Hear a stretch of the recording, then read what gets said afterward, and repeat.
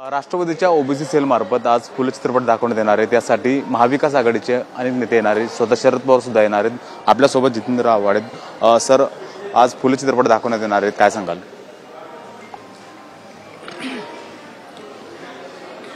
फुलेंच्या जीवनपटावर त्यांनी केलेल्या समाज प्रबोधनाच्या कामावरती आधारित हा पिक्चर आहे आणि सत्य कथनावरती हा पिक्चर आहे। म्हणजे सत्य जेवढं घडलंय तेवढं दाखवलंय। अनंत महादेवन ज्यांनी ह्या चित्रपटाची निर्मिती दिग्दर्शन केलेलं आहे त्यांच्याशी मी बोललो तेव्हा त्यांनी सांगितलं की आम्ही सिनेमॅटिक लिबर्टीचा वापर केलेला नाही।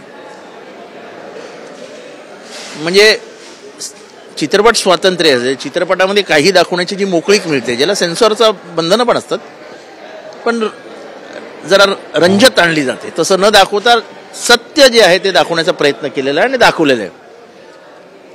त्या चित्रपटावरच्या काही जे दृश्य आहेत त्याच्यावरती आक्षेप घेण्यात आले, त्याची बरीच चर्चा झाली। खरं तर आक्षेप घेण्याचं कारण नव्हतं। हे कसं नाकारता येईल की सावित्रीबाईंना शेण मारलं, हे नाकारता येणार नाही ना। सावित्रीबाईंना म्हणजे ज्योतिबा फुलेंनी शाळा उघडू नये म्हणून त्यांना खुनाची धमकी देण्यात आला, त्यांना समाजाच्या एका विशिष्ट बाहेर काढण्यात आलं, समाजाच्या बहिष्कृत करण्यात आलं, हे सगळं। आणि त्यांचं म्हणजे त्यांनी शेतकऱ्यांसाठी जो आवाज उचलला, बहुजनांसाठी जो आवाज उचलला, कर्मकांडाविरुद्ध जो आवाज उचलला, शिवाजी महाराजांची समाधी सोडण्यात जे त्यांना यश आलं, असं विविध प्रकारच्या कामामध्ये त्यांनी समाजाला एक वेगळी दिशा देण्याचं काम केलं। आणि तो पहिला महापुरुष होता, महात्मा फुले पहिले महापुरुष होते ज्यांनी इथल्या व्यवस्थेला आव्हान दिलं। तोपर्यंत व्यवस्थेला आव्हान कोणीच दिलं नव्हतं। व्यवस्थेविरुद्ध जाऊन काम करणारे पहिले शिवाजी महाराज होते।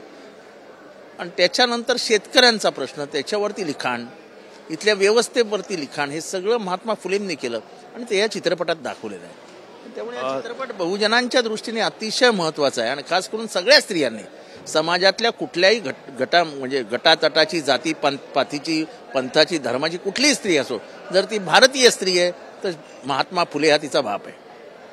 सर, महात्मा फुले एक व्यक्ती नव्हते, तो विचार होता। मात्र इतक्या वर्षानंतर हा चित्रपटाला विरोध होता की त्यांच्या विचारांना विरोध होता? त्यांच्या विचारांना विरोध होता। चित्रपटामधनं जे सत्य आहे ते दाखवलंय, फक्त सत्य दाखवू नका अशी मागणी काही जण करत होते। मला अभिनंदन करायचं त्या लोकांचं, म्हणजे अनंत महादेवन चित्रपटाचे निर्माते आणि सगळ्यांचं, की त्यांनी ह्या धुडकावून लावलं की नाही आम्ही दाखवणार। सेन्सॉरनंही ढवळाढवळ करण्याचा प्रयत्न केला, जे सेन्सॉरचं काम नाही, पण त्यांना ते जमलं नाही। दबाव टाकून चित्रपटातले काही सीन्स कट करायला लावा, हा प्रयत्न झाला पण तो धुडकावून लावला। सर, काही दिवसापासून चित्रपट हा समाज प्रबोधनाचं काम असतं, मनोरंजनाचं माध्यम आहे। मात्र त्यामागून काही राजकारण केलं जातं, चित्रपटामध्ये राजकारण आणलं जातं, विचारांची ढवळाढवळ केली जाते। तुम्हाला काश्मीर फाईल्स दाखवलेलं चालतात, खोटं नाटक, सिनेमॅटिक लिबर्टीचा वापर झाला असं म्हणून दाखवलेलं चालतं, आणि हे जे सत्य दाखवलंय ते दाखवू नका, हे कसं काय शक्य हो? म्हणजे सिनेमॅटिकचा लिबर्टीचा वापर करत इथे द्वेषाचं राजकारणाला फुंकर घालण्याचं काम करायचं, कुठल्या फायली काढत राहायच्या आणि त्याच्यामध्ये काहीतरी ॲडिशन करत राहायचं। हे तुम्हाला दुफळी माजवलेले चित्रपट चालतात, हे खरं दाखवलंय ना। महात्मा ज्योतिबा फुलेंचा खून करण्याची सुपारी दिली, हे खरं दाखवलं ना तिच्यात। तिला एका बटूनी शेण मारलं, जे खरं आहे ते दाखवलं ना। आणि ते काही अचानक उडत आलेलं नाही ना, इतिहासाच्या पानावर लिहिलेलं आहे ते ह्याने चित्रपटात आणलंय, त्याच्यात काय चुकीचं केलं? सर, चित्रपट हे अंत माध्यम आहे, त्याला चित्रपटासारखंच बघितलं पाहिजे, है ना। एखादी स्टोरी असेल, एखादी विचार असेल तर त्या विचारांवर आणलं, त्यात राजकारण करता कामा नये असं मला वाटतं। असं आहे की आजकाल प्रत्येक गोष्टीतच राजकारण केलं जातं, त्याच्यामध्ये काही नाविन्य आता राहिलेलं नाही। पण जे सत्य आहे ते नाकारू कसं शकता? चित्रपट बाजूला ठेवा। माझा साधा प्रश्न आहे, महात्मा ज्योतिबा फुलेंच्या आयुष्यात त्यांना त्रास दिला गेला की नाही? जर असेल तो दाखवू द्या ना, तुमचं काय जातंय?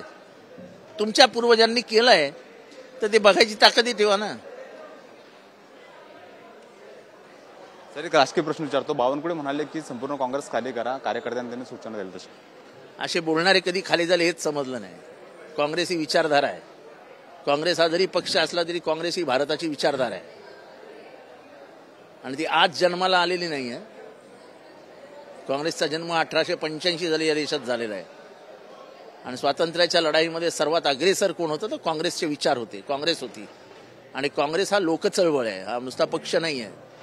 हा देश खाली होईल तेव्हा काँग्रेस खाली होईल आणि देश खाली करण्याची ताकद बावनकुळे नाही, बावनकुळ्यांच्या पुढच्या 10 पिढ्यांमध्ये नाही आहे.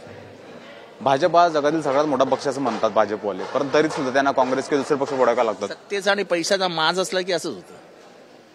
आणि सत्तेचा अमरपट्टा या जगात कोणीच घेऊन आलेलं नाही, हे कायम लक्षात ठेवावं. तर शेवटचा प्रश्न विचारतो, संतोष देशमुख यांची कन्या वैभव देशमुख हिचा चांगल्या गुणांनी पास झाली, तर ती ज्या अर्थी तिने 85% मिळाले त्या अर्थी नक्कीच 95-99% पोरगी आहे. वडिलांची निर्गुण हत्या झाल्यानंतर ती लढाई लढली आहे. तिने मैदानात येऊन या सगळ्या अपप्रवृत्ती विरुद्धची लढाईमध्ये ती पोरगी अग्रेसर होती. त्या पोरीच्या मनापासून कौतुक केलं पाहिजे, तिच्या पाठीवरनं हात फिरवला पाहिजे, थाप मारली पाहिजे की ह्या परिस्थितीत ती 85% मिळवते, हे नक्कीच कौतुकास्पद आहे. धन्यवाद सर आमच्याशी बोलल्याबद्दल.